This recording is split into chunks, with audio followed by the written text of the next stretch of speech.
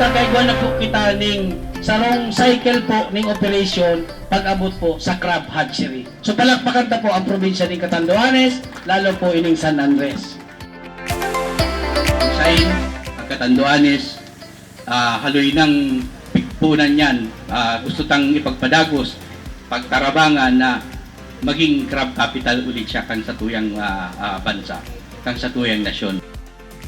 The crab capital of the Philippines, ngunyan tabi, makusa lang sa papel, sabi ni Regional Director, kundi sabot ng realidad sa paagi kay niya mga tuba. Kunya na magtao kita ng livelihood sa tuyang Kahimanwa.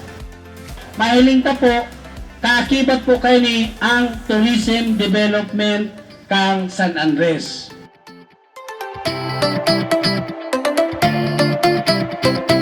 Fisheries and Aquatic Resources na maging partner ang isang aktibo na local government unit sa pagpapayabog ng ating natural resources sa pangisdaan.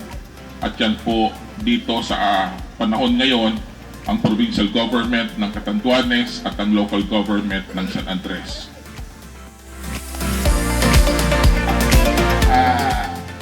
Again, thank you very much sa team ni BIFAR National Director Atty. Demos dahil nga ni at least aniun ka mo na witness nyo ang kamugtakan sa digdig, magtarabangan kita para makulang poon ang gibuon ta digdig kundi tapuson da ini kung pwede next year tapos na ang programa ini. Pagkakataon po na ini na kita nagkatiripon digdig saro ini sa dakulaon na maray na event na pigihiling tango niya na aldaw na magpapadagos sa mga maabot na panahon. Crab capital ang Catanduanes, kundi sa realidad. Sa Bureau of Fisheries and Aquatic Resources ay patuloy na makikipagtulungan sa ating local government unit dito.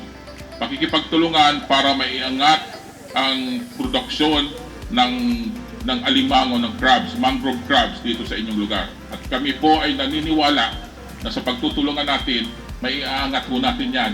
Hindi lang on a domestic level, but we can even go beyond that, looking into the global market.